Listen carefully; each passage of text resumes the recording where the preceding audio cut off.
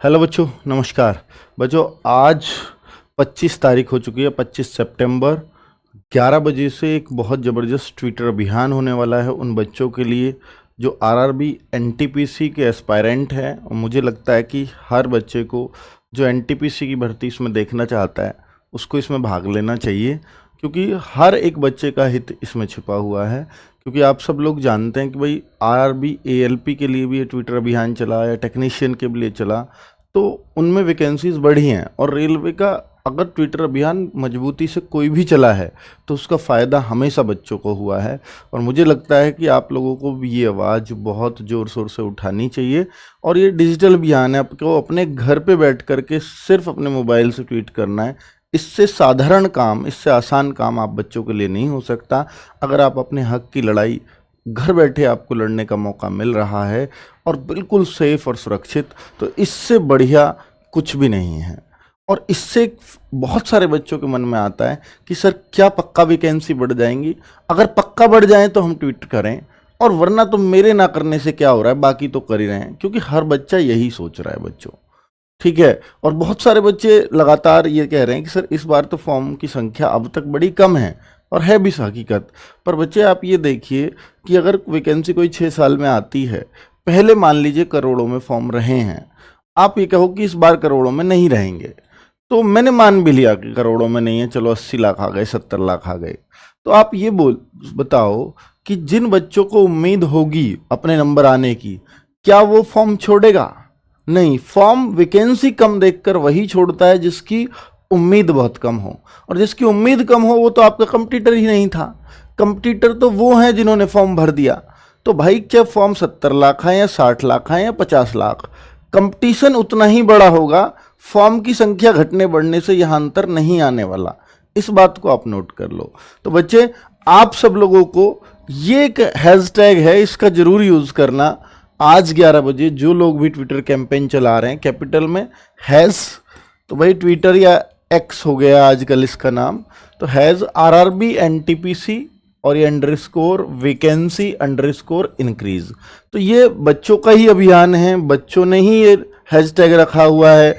25 सितंबर सुबह 11 बजे। और मैं बिल्कुल इसमें बच्चों का, हमारे मैसेज आया तो मुझे भी लगा कि नहीं यार, ये बनाना बहुत ज़रूरी है।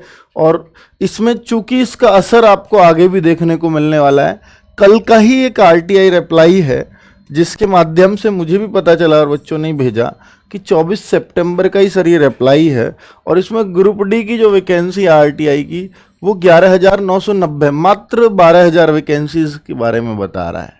ग्रुप सी में तो आपकी एनटीपीसी और भी कई वैकेंसीज आ जाती हैं, तो भाई वो 17,975 दिखा रहा है, लेकिन ग्रुप डी 11,990 है।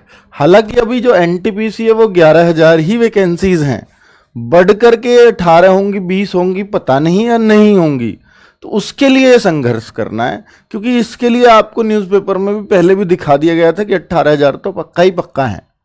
तो पिछली बार जब ये वैकेंसी आई थी तो 35,277 वैकेंसीज थी, उसके मुकाबले कुछ भी नहीं है। मान लिया कि भाई ये बोला है कि रेल मंत्री जी ने कि ये हर साल वैकेंसीज निकलेंगी, पर क्या आपको उम्मीद लगती है कि अगर ये वैकेंसीज सितंबर में आ रही हैं और अभी तक एएलपी जो जनवरी में आई थी उसका भी एग्ज़ाम नहीं हुआ, दिसंबर के बाद उसकी प्रक्रिया स्टार्ट होगी, अगर दिसंबर जनवरी में उसका एग्ज़ाम ही चलेगा तो क्या एएलपी अगले साल जनवरी में फिर से आ पाएगी? आप कहोगे संभव ही नहीं है, क्योंकि उसकी प्रक्रिया पहले चलेगी, पूरी होगी, किसी हद तक तो पूरी हो, तभी तो नई वैकेंसी आएगी। तो भाई जब एएलपी इतना लेट है तो आप ये मान लीजिए हर वैकेंसी एक एक नहीं 2-2 साल ये खिंचने वाली है। और मुझे नहीं लगता कि 2025 में ये कैलेंडर रिपीट होने वाला है, नहीं दोबारा वैकेंसीज आने वाली हैं। तो इसलिए रेलवे को जितनी वैकेंसी वो दे रहा है एक साल की सोच के, उसको कम से कम डबल तो करना चाहिए, क्योंकि 2 साल वो नहीं लेके आने वाले हैं। पहले उन्होंने यही खुद रेल मंत्री जी का बयान था कि हर साल इतने पद आएंगे ही आएंगे, इसलिए ये वैकेंसीज कम आ रही हैं। हालांकि पीछे एएलपी की बढ़ी, टेक्नीशियन की बढ़ी, और अभी उम्मीद है कि एनटीपीसी की भी बढ़ेंगी, पर सबका कुछ ना कुछ कारण था बढ़ने का। तो आप अपनी आवाज़ थोड़ा जोर शोर से उठाएंगे आज, तो निश्चित तौर पर ये होगा। तो क्या ट्विटर कैंपेन से फ़ायदा होगा? जी बिल्कुल होगा, और इस भर्ती पे भी होगा। और बच्चे अगर आगे ग्रुप डी में कम वैकेंसीज आई तो रेलवे भी सोचेगा यार उसमें तो और ज़्यादा बच्चा है, उसके लिए इतने कम पद नहीं दे सकते, तो ये 11,990 पदों को वरना आपको पकड़ा देंगे। तो वो भी आने वाली है दिसंबर में, तो उस पर भी इसका असर आएगा। ठीक है, तो भाई एनटीपीसी वाले बच्चों आज एकजुट होना होगा और सबको ये ट्विटर कैंपेन जोर शोर से उठाना होगा। मिलियंस में ट्वीट चाहिए होंगे कम से कम। तो क्या ट्विटर कैंपेन लंबा चलाना चाहिए? मुझे तो ऐसा लगता है, क्योंकि ये आपको रेगुलरली, अगर आज कुछ नहीं होता है तो फिर आपको रेगुलर 1-2 दिन तो रेगुलर यहाँ करना चाहिए, और फिर हमारी भी जरूरत पड़ती है तो फिर कोई एक दिन और रख लिया जाए और उस पर फिर पुश किया जाए इसको। तो तभी ये चीज़ें जो रेलवे को हिट करेंगी। और कुछ ना कुछ हो सकता है, अगर आपने बहुत अच्छा अभियान आज दिया, बहुत अच्छे आपने ट्वीट किए, तो आज भी शाम तक रेलवे के किसी भी आरबी से आपको ऑफिशियल जवाब भी शायद मिल जाए। पर ये सब तभी है जब आपकी एकजुटता साथ में हो।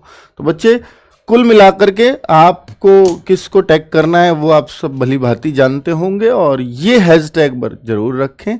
और फिर बिल्कुल हम लोग भी लगातार ट्वीट करते रहेंगे, आप लोग भी करिए और करवाइए, क्योंकि ये सभी का अभियान है और संयुक्त अभियान है। इसको सफल बनाना आप ही का काम है। धन्यवाद, नमस्कार।